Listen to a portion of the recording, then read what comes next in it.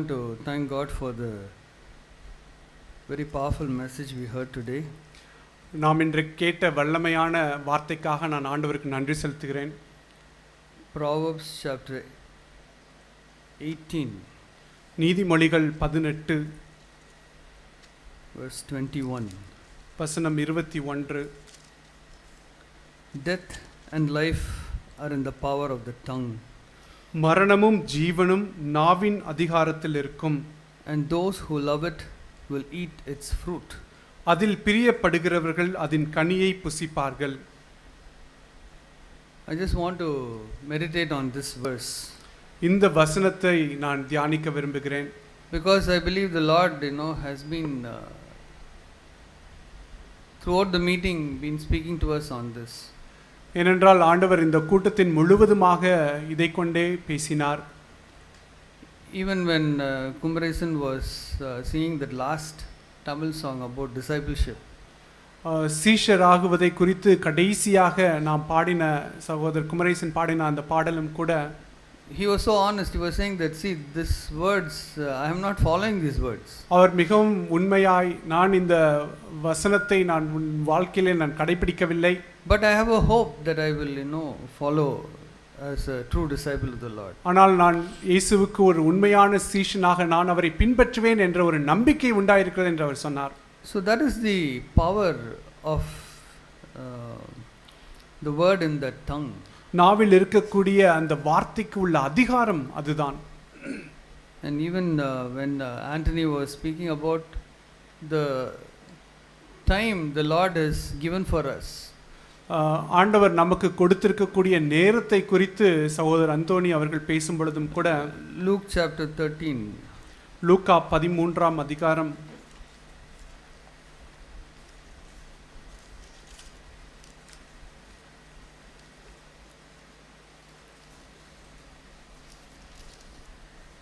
He talks of in verse 8. வசனம் 8. And he answered and said to him, let it alone, sir, for this year too, until I dig around it and put in fertilizer, and if it bears fruit next year, fine, but if not, cut it down. அதற்கு அவன், ஐயா, இது இந்த வருஷமும் இருக்கட்டும், நான் இதை சுற்றிலும் கொத்தி எரு போடுவேன், கனி கொடுத்தால் சரி, கொடாவிட்டால் இனிமேல் இதை வெட்டி போடலாம் என்று சொன்னான் என்றார்.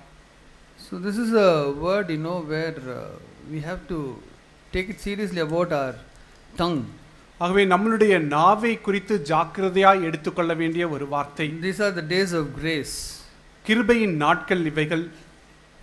We never know when the day of grace will get over. இந்த கிருபையின் நாட்கள் எப்பொழுது தீர்ந்து போகும் என்று நமக்கு தெரியாது. We don't know when we'll die or when the Lord will come. நாம் எப்பொழுது மரிப்போம் அல்லது எப்பொழுது ஆண்டவர் வருவார் என்று நாம் அறியோம். So we have to take it very seriously. ஆகவே இதை நாம் ஜாக்கிரதையாய் எடுத்துக்கொள்ள வேண்டும். That Matthew chapter 12 verse 33 which brother pointed out. சகோதரர் சொன்ன மத்தேயு 12:33வது வசனம். Either make the tree good and its fruit good, or make the tree bad and its fruit bad, for the tree is known by its fruit. மரம் நல்லதென்றால் அதன் கனியும் நல்லதென்று சொல்லுங்கள், மரம் கெட்டதென்றால் அதன் கனியும் கெட்டதென்று சொல்லுங்கள், மரமானது அதன் கனியினால் அறியப்படும். So in Tamil he pointed it out that if the fruit is bad, please tell it is bad. தமிழிலே சொல்லப்பட்டிருக்கிறது, தமிழிலே சொன்னதை அவர் சொன்னார், மரம் நல்லதென்றால் அதன் கனியும் நல்லதென்று சொல்லுங்கள். And that the heart is not filled with that good thing which had to come out, it was filled with evil. That's why that evil came out. இருதயத்திலே நல்லது வரக்கூடிய அளவுக்கு நல்ல காரியம் நல்ல பொக்கிஷமாய் நிறைந்திருக்காதபடியினால் அது கெட்ட காரியமாக வெளியே வந்தது என்று சொல்லுவோம். So if we are honest about it, the Lord can also help us. நாம் அதை குறித்து உண்மையாய் இருப்போம் என்றால் ஆண்டவர் நமக்கு உதவ முடியும். And the Lord will also work in our lives. ஆண்டவர் நம்மளுடைய வாழ்க்கையிலே அவர் கிரியை செய்வார். That the example what brother Vincent gave about the Lord withholding something from us. ஆண்டவர் நம்மிடத்திலிருந்து எதையோ ஒரு கொடுப்பதை அவர் வைத்துக் கொண்டிருக்கிறார் என்று சகோதரர் அவர்கள் சொன்னார். He was expecting this interview call from GCT, but he didn't get it. அந்த ஜிசிடியிலிருந்து ஒரு இன்டர்வியூ வரும் என்று அவர் எதிர்பார்த்தார், ஆனால் ஆண்டவர் அதை கொடுக்கவில்லை. And that made him to cry out to the Lord. அதை ஆண்டவரிடத்திலே முறையிடும்படிக்கு அது அவருக்கு உதவியது. And so the Lord tested, and then when you cry out to the Lord will answer. ஆகவே ஆண்டவர் நம்மை சோதிக்கும் பொழுது ஆண்டவர் நம்மை சோதித்து நாம் ஆண்டவரிடத்திலே நாம் கதறும் பொழுது ஆண்டவர் நமக்கு கிருபை தருகிறார்.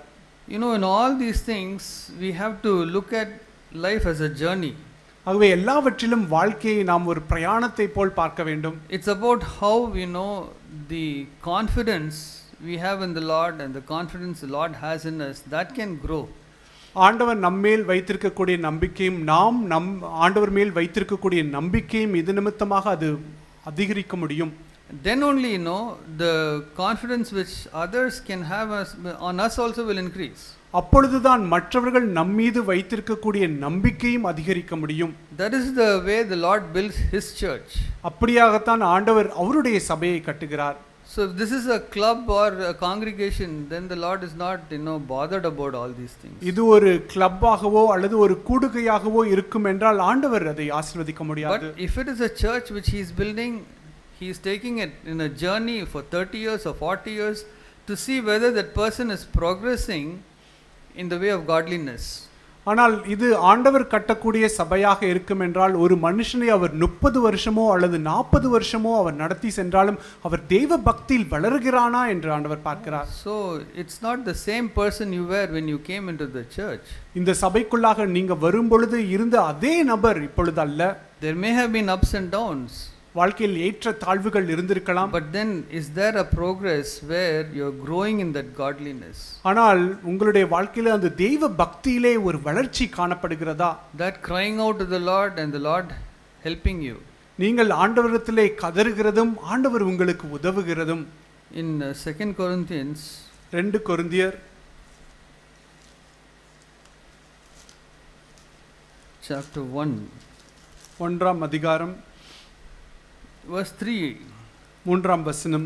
Blessed be the God and Father of our Lord Jesus Christ, the Father of mercies and God of all comfort, who comforts us in all our affliction, so that we will be able to comfort those who are in any affliction with the comfort with which we ourselves are comforted by God.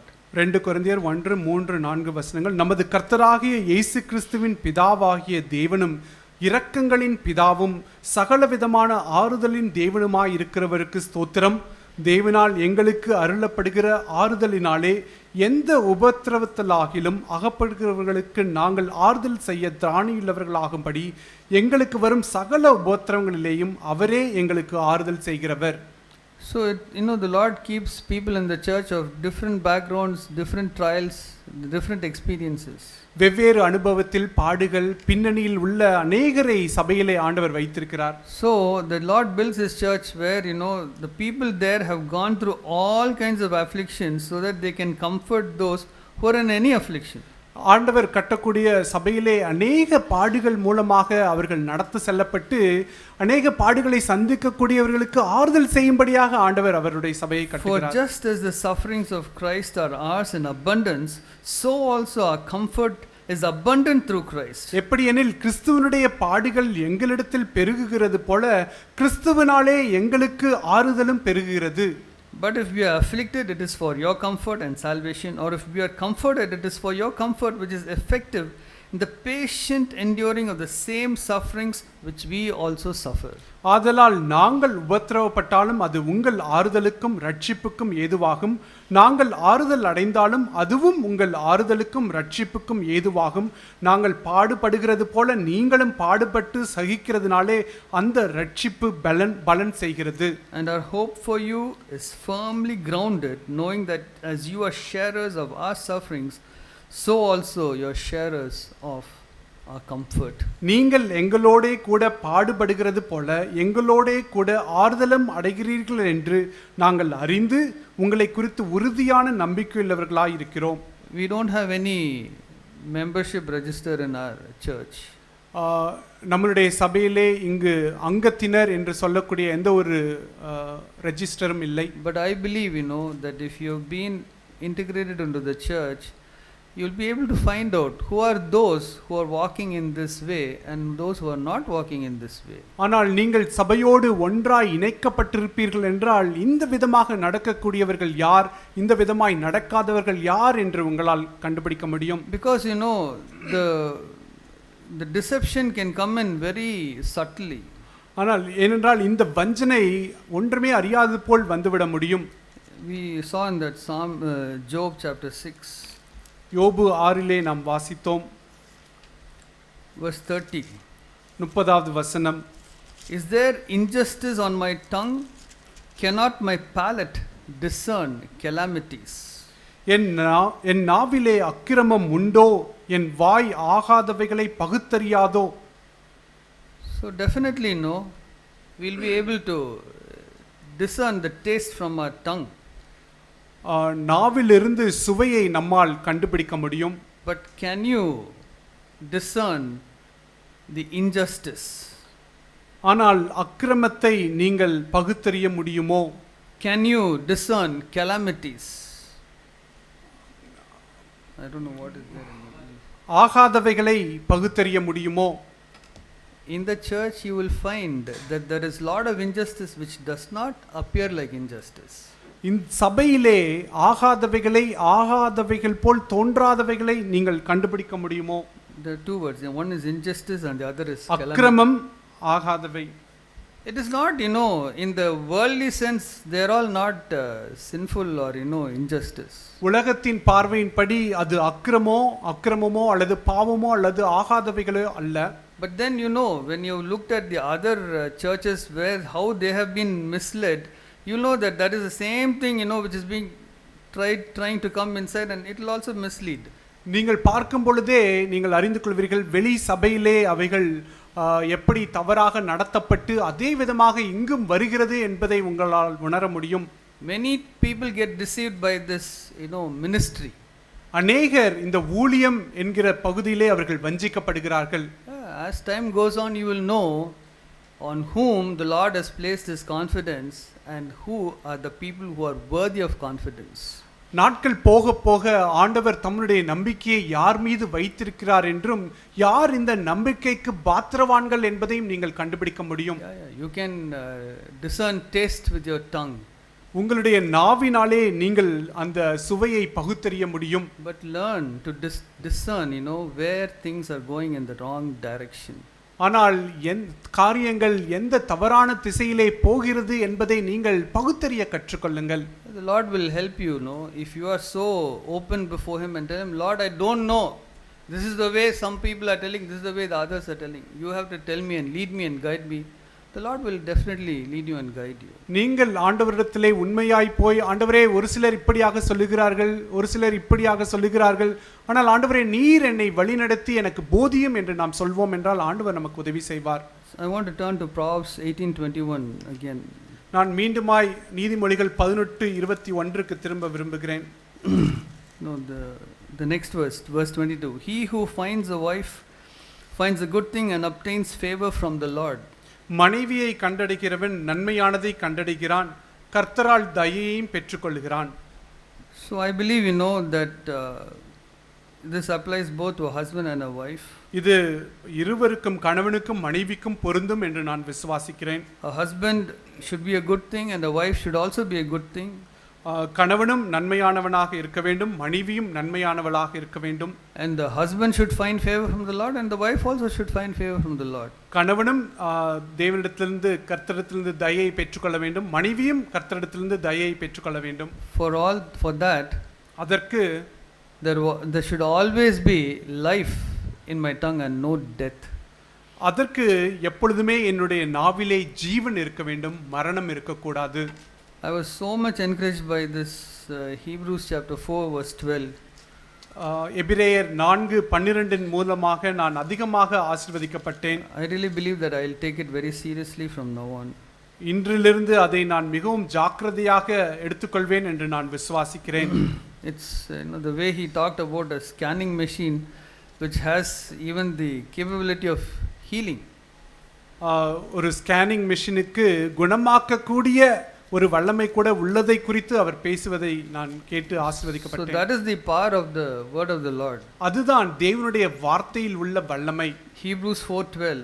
எபிரேயர் 4:12. For the word of God is living and active and sharper than any two-edged sword. தேவனுடைய வார்த்தையானது ஜீவனும் வல்லமையும் உள்ளதாயும் இருபுறமும் கருக்குள்ள எந்த பட்டயத்திலும் கருக்கானதாயும். So living means to expose all the injustice and calamities. ஜீவனம் என்றால் ஆகாதவையும் Akramam. அக்கிரமத்தையும் வெளியரங்கமாக்கக்கூடியது. And when it says active, it can cure you of that injustice and calamities. வல்லமை என்றால் அந்த அக்கிரமத்தையும் ஆகாதவையும் குணப்படுத்தக்கூடியவை. For that example he gave about the Pharisees, I mean the people who brought that woman, they only took the scan and they didn't get the salvation. அவர் சொன்ன அந்த எடுத்துக்காட்டு அந்த விபச்சார ஸ்திரீயை கொண்டு வந்த பரிசேயர்கள் அவர்கள் வெறுமனே ஸ்கேன் ரிப்போர்ட்டை மட்டும் பெற்றுக்கொண்டார்கள், ஆனால் அவர்கள் குணமாக்கப்படவில்லை. My fear is like that only, because so many people sitting here, whether we are getting that scan and then going away, or whether we are repenting and getting saved.